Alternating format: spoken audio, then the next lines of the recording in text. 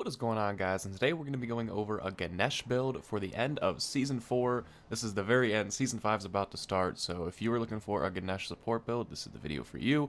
First things first, we're going to jump into, actually we'll look at his abilities. In case you don't know Ganesh's abilities, this is basically what they are. His one's going to be his main clear, but it actually does a lot of damage. It's very deceiving, although you can't really ever get kills as Ganesh.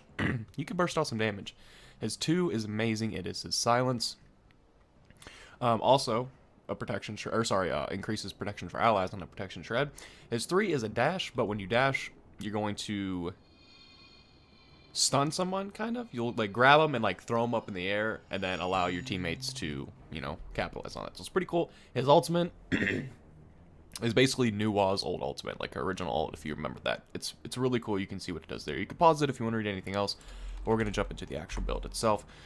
Starter items are gonna be pretty standard. Watcher's Gift, Lono's Mask. Off of my shoulders. It's kind of the basic.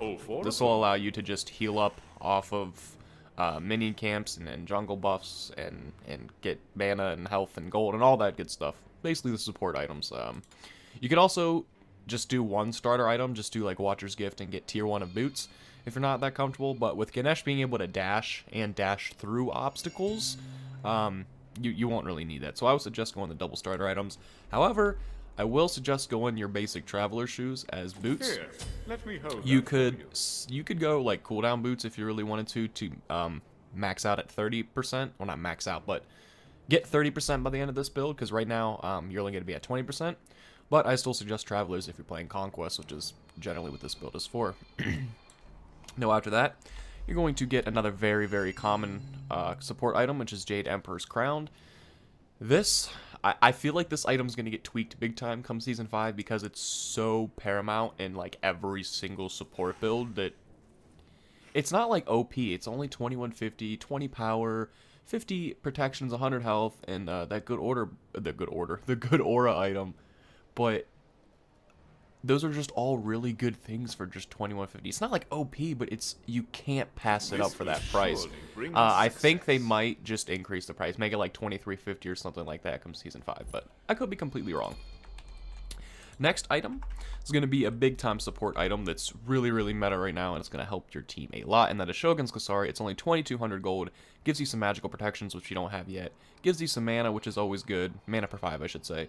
Another bit of cooldown, which will help you out here. In fact, I think this is the only cooldown we have as of right now. It is. And some crowd control, which you can never go wrong with. And also, ally gods within 7 units of you have their attack speed increased by 25%. So that helps a lot. Now, if you have a team comp that has, like, I don't know, Athena, Kabrakin, Chalk, Agni, I don't know, something weird that you have zero need for attack speed, like your teammates don't need it, you can get Genji's Guard here. But generally speaking, you're going to have at least one hunter. There might be even a Soul or a Freya or a Cullen or something like that. So Shogun's Kasari you can never go wrong with. So I do suggest getting that. handsomely. Next item you're going to want to get, right now we only have 10% cooldown, and that is from Shoguns. So you want to get a little more online, and that's where Spirit Robe is going to come into play. Spirit Robe will give you some magical protection and physical protection, give you 10% cooldown, and more crowd control. So you're getting 40% crowd control from these two items, as well as 20% cooldown, which is really, really nice. In addition to that, you gain 15% mitigation for 3 seconds when you're hit with a hard CC. So you get damage mitigation, you get crowd control, you get cooldown, you get protections. It's really great item to get. I'd say Obviously, at some point, you're going to be selling both Watcher's Gift and Lono's Mask to finish off your build. And to start that finishing process, you're going to get Stone of Gaia. Stone of Gaia is a really popular item right now. It used to be mainly just on, I was going to say warriors, but solo laners, especially Hercules. But with the changes to the passive and now having 2 passives, you see it a lot on supports. This is going to give you 400 health, which is going to be good. 25 health per 5 and 15 mana per 5. So more health and mana. 2 passives. The first one, well, the second one, which is just amazing. It's a true passive. You just regenerate 2% of your maximum health every 5 seconds. So just being in game gives you more regeneration. On top of the fact that you get the 25 HP 5, and you already have HP 5. I mean, this item's really crazy. Not only that, if you're hit by a knock up, a knock back, a pull, a grab, any form of displacement CC like that, really, if you're facing any team comp that has a Wheelix in it, or a Wheelix team comp based, you're going to gain 15% of your maximum health over the next 10 seconds. So, you're really hard to kill. Keep in mind, when you pair an item like this with Ganesh, who has an escape, who has a silence, who has a nice peeling ult that can slow down his enemies and do some damage, it makes him really, really hard to kill. Not only that, his dash can go through walls, like mirror walls and stuff like that. So it's really, really good. The final item you want to get is Mantle of Discord. Mantle of Discord is going to give you 30% cooldown. You get the 10 from Shoguns, 10 from Zero, but now 10 for Mantle. Mantle's going to give you 60 more protection, both physical and magical. 10% more cooldown, obviously. And this, I already said you're really hard to kill, and this passive is just going to make you even more harder to kill. If you take damage below 30%, you unleash a shockwave that stuns all enemies for 1 second. So you stun them, you get away, you dash, whatever, and you gain CC immunity for 1 second. So they can't slow you, they can't stun you for a whole second after that.